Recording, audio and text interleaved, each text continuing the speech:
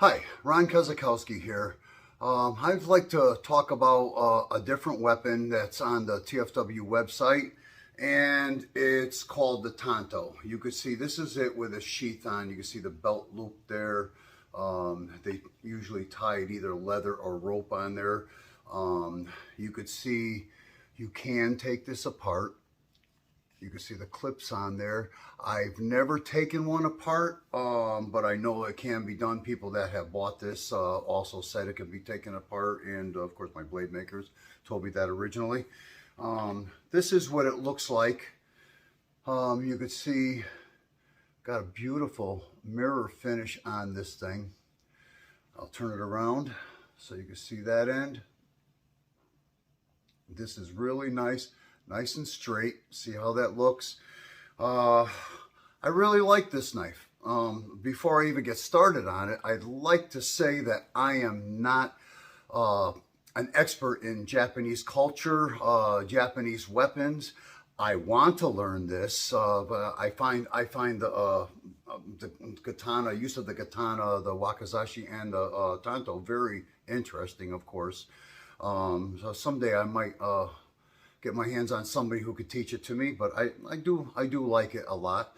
It's quite the weapon. This was strictly a self-defense weapon. When out of respect, the samurai, at that time would leave their long swords at the door, and they would always have this on them. The kimono that they wore would, out of respect, this would hide it pretty well.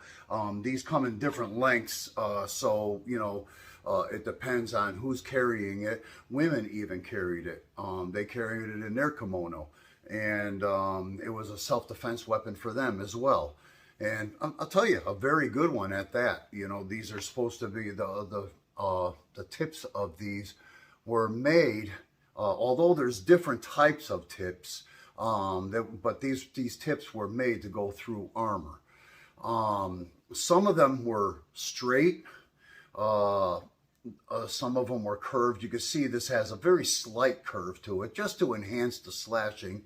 But like I said, some of them were for straight also, maybe more for thrusting. I'm not sure, but I know there was a bend to it that came later on. This is quite different. The edge of this came also, there was an evolution of design. Like I said, there was different lengths, but there was an evolution of design in the tip also. Some of them look like almost like a steak knife, right? It wasn't until, from what I understand, Lynn Thompson took the tip that they had on the swords, and they put it as a chiseled edge, as you could see on here. Okay, I bought this, I don't even know, sometime in the 80s. I read in Black Belt magazine that you can stab through a car door, and I'm like, really, I gotta have that knife, and I ordered one.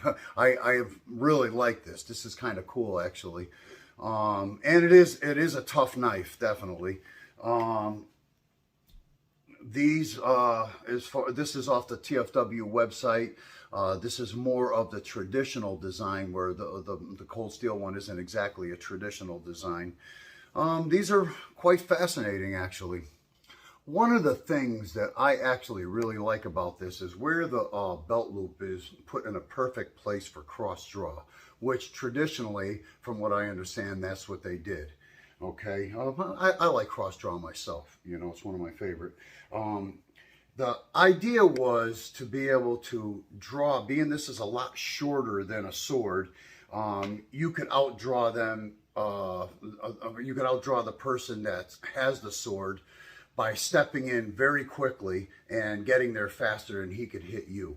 You can see that's a very quick slash. Now, even in pakal or ice pick position, say for example, you could come in. Look how fast that is. That is so nice. I find that very interesting in general, and they use that against a person who would be drawing a katana if they couldn't get to their sword on time. This knife in the thumb assist, I don't feel comfortable with the thumb assist. you could see I have, I'm way up here. I just don't feel the leverage advantage unless I slid up here. But then I don't feel leverage advantage on the cutting, whether it's in this grip or this grip. You don't want to hold it high up on the handle. You want to be right here where it's nice and comfortable. Unlike Filipino knives, you could see the thumb assist right there. That works on most knives that don't have a big giant handle like that, or a long handle, I should say. And you can see you could really punch out really nice with this knife. That's with the thumb assist. However, say in Bacall position, the assist was done with the palm. Okay, and you could see, you could literally punch through. This is supposed to be able to go through armor. The tip was designed for that also.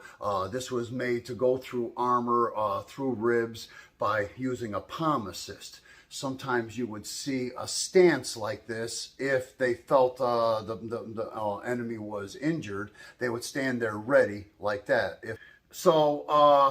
This, like I said, it's quite interesting. I really like this type of blade. I'd love to learn it.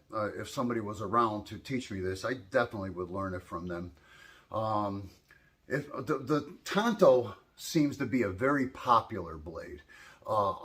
It seems to sell very quickly, I noticed. There's a lot of collectors out there. They also collect the katana and wakizashi too. I noticed people just like the Japanese culture, the Japanese swords. Some of them use them for wall hangers. But those swords are definitely, and this definitely all could be used for self-defense if need be, the go-to sword. If you like this, you could go to the homepage of traditionalfilipinoweapons.com, go to the search and type in the blade you want. If you like the Tanto, just type in Tanto, and you'll go right to it and then order it. I'd like to thank everybody for watching. If you like this video, please click like and follow. I would appreciate that, and thank you for your support.